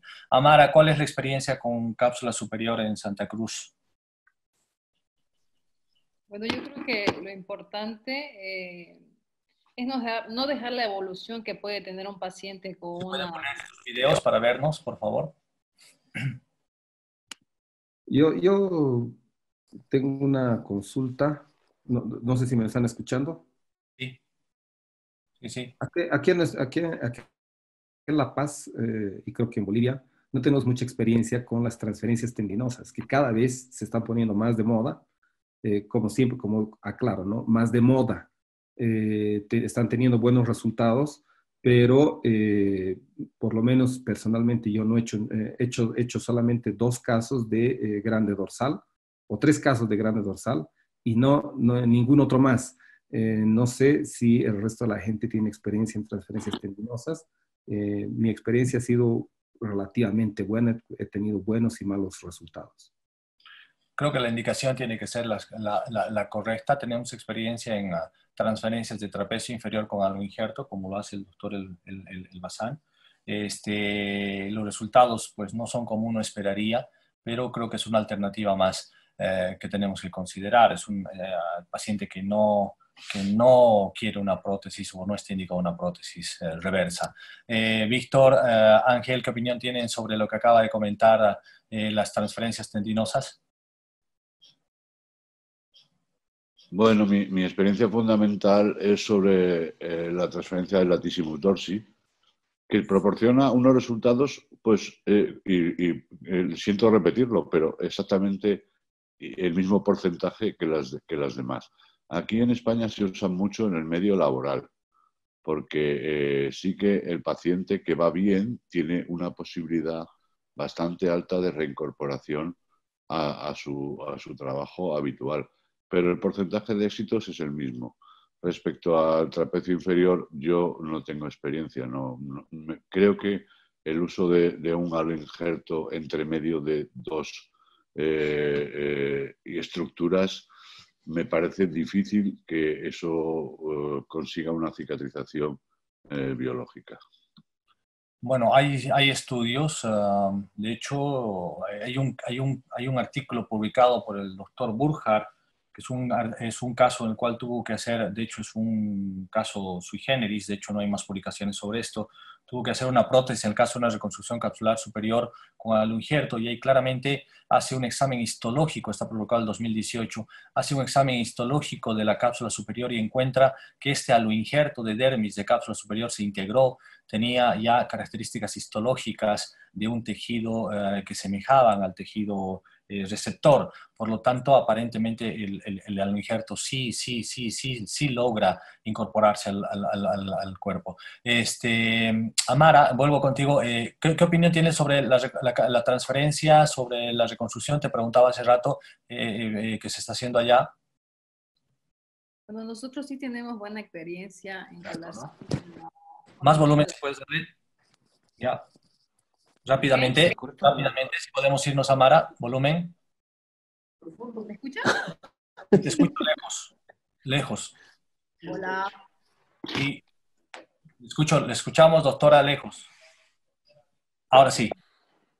Bueno, nosotros sí tenemos buena experiencia en cuanto a la reconstrucción de la cápsula superior. Evidentemente, la funcionalidad que los pacientes han presentado con el tiempo ha sido muy favorable. De hecho, ellos mismos lo agradecen. Sin embargo, con las transferencias tendinosas, nosotros sí hemos estado haciendo transferencias del trapecio inferior y en este caso sí hemos encontrado como un enlentecimiento en lo que nosotros nos gustaría funcionalmente que el paciente estuviera con mayor movilidad. Sin embargo, tanto uno como la otra hay que explicarle siempre al paciente la evolución pues, que pueda tener ellos y en algunos casos quizás tomar otra conducta como una prótesis, ¿no? Sí, lo que hemos visto en general con la transferencia del trapecio inferior es que mejora mucho la rotación externa si consideramos para lesiones póstero-superiores. El trapecio inferior con interposición de aloinjerto. Mejoran mucho la rotación externa, mejoran algo la abducción, pero definitivamente no es el resultado que el paciente y nosotros esperamos. Adelante, Víctor. Bueno, me parece que los casos que presenta... Paul, quiero hacer una pregunta. Sí, está hablando Víctor, si nos esperas, Fernando, perdón. Dale, Víctor. Te decía que cuando vemos los casos que presenta Bassem en sus conferencias, definitivamente a veces yo me siento hasta mal, pero definitivamente porque no tenía experiencia, recién comenzamos a hacer transposiciones, que no es una técnica nueva, es una técnica de cirujanos de cirugía abierta, pero definitivamente los resultados que se obtienen es lograr un hombro funcional en un hombro pseudoparalítico. Definitivamente hay que estar bien claros en eso. Exactamente. Sí, muy bien. Gracias, Víctor. Tal vez la última pregunta y nos vamos despidiendo por el horario. Fernando. Solo tengo una consulta. Ustedes que tal vez son los que tienen más experiencia en transferencia del trapecio inferior en Bolivia, ¿cuál es el tiempo de seguimiento que tienen a sus pacientes y para dar los resultados que están mencionando? Porque me acuerdo que hablamos en el Congreso Mundial, no tenía ningún caso, y ahora ¿cuántos casos tiene? Tenemos algunos casos, definitivamente uno de los casos está dentro de los 6 meses, pero ya esperábamos dentro de los 6 meses tener un mejor resultado de los pacientes. Uno de ellos lleva 3 meses y ha mejorado la rotación externa y la abducción apenas unos 20 grados mejoró. Revisando lo que dice el autor de la técnica, probablemente hay que darle más tiempo. Creo que en ningún lado hay una gran experiencia. Todos estamos empezando a hacer experiencia con este tema de las transferencias, pero a 6 meses, que es lo que tenemos, realmente no es una, pues creo que el primer paciente se acerca a los 6 meses, no es una gran mejoría la que hemos visto en cuanto a la abducción, sí la rotación externa. Y como dice Víctor, tenemos que arreglar el hombro pseudoparalítico. Probablemente ese paciente quede contento con lo que obtiene con la transferencia, pero creo que no es del todo satisfactoria. No sé si hay alguna cuestión más. Tengo una opinión al respecto. Esto de las transferencias tendinosas, la técnica puede ser compleja, fácil, depende para cada uno, pero creo que es fundamental la fisioterapia. Los 3 casos que nosotros tenemos de grande dorsal, nunca hemos hecho uno de trapecio. Los tres casos que tengo de grande dorsal, uno fue muy mal, uno fue más o menos y el otro fue muy bien. Ahora, el que fue muy bien fue porque tuvo una fisioterapia adecuada, controlada y recuperó fuerza, elevación, etc. Y la persona que no recuperó nada, bueno, primero que no era la mejor indicación y segundo que la fisioterapia que hizo fue muy irregular. Por lo tanto, no solamente creo que tenga que estar entrenado el equipo quirúrgico, sino es fundamental tener un equipo de fisioterapia para que recupere este tipo de lesiones. Totalmente de acuerdo. Víctor, Ángel, para despedirse, algún comentario final. Les agradecemos mucho que hayan participado y estado junto a nosotros. ¿Algún comentario, Ángel, Víctor? No, muchas gracias, que ha sido un placer muy grande estar con todos vosotros. Gracias, Ángel. Solamente... Amara, por favor. Tengo una pregunta para el doctor Ángel Calvo y el doctor Víctor Naula. ¿Qué opinan ustedes si la transferencia de trapecio inferior hace una cobertura póstero superior? En ese caso estamos hablando de que el fulcro total de la cabeza humeral no está completa y esta va a tender a hacer una ascensión. ¿Qué opinan? Yo sé que la pregunta es un poco loca, pero ¿qué opinan de hacer una reconstrucción de la cápsula superior sumado a eso si crees que tus resultados funcionales no son adecuados? Es un paciente que no quiere prótesis, porque la indicación sería prótesis reversa. Exacto. Claro, es que yo tengo una opinión quizá un poquito diferente. El caso que me preguntas es un caso extremo que probablemente una prótesis reversa va a dar el mejor resultado. Yo cada vez pongo las prótesis reversas en pacientes más jóvenes. Ya no me asustan las barreras de edad, sobre todo con las nuevas prótesis sin cemento y que dan unos resultados magníficos, incluso en seguimientos más largos. Pero mi guía en el hombro es el tendón del subescapular. Si el tendón del subescapular está bien, cualquier cosa que hagas va a funcionar y además con la misma expectativa. Si el tendón del subescapular está mal o no es reparable, no va a funcionar absolutamente nada. Entonces, si el tendón del subescapular está bien y es funcionante o reparable, yo opto siempre por la opción más sencilla. Muchas gracias, Ángel. Víctor, para despedirte.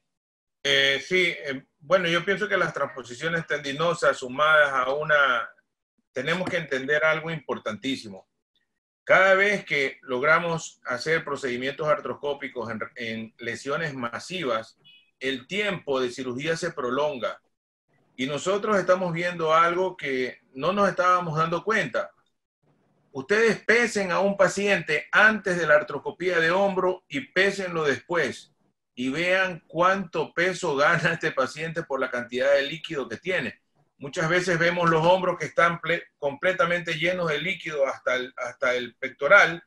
Y decir, efectivamente, gracias a Dios, en 1 o 2 días máximo se reabsorben, pero hay que considerar en estos pacientes que generalmente pueden tener algún defecto de bomba y podemos complicar más el remedio que la enfermedad.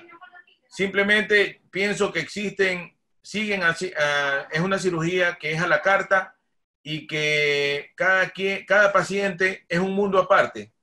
Por lo tanto, existen muchas estrategias. Hay transposiciones no solamente del dorsal, del trapecio, ahora hablan del trapecio contralateral, que lo hicimos ya, transposiciones del trapecio superior, muchas técnicas para poder, pectoral menor en caso de una lesión del subescapular, pero ya les digo, el hombro es una articulación fantástica que cada vez tenemos que estudiarla más y más. Muchísimas gracias a todos.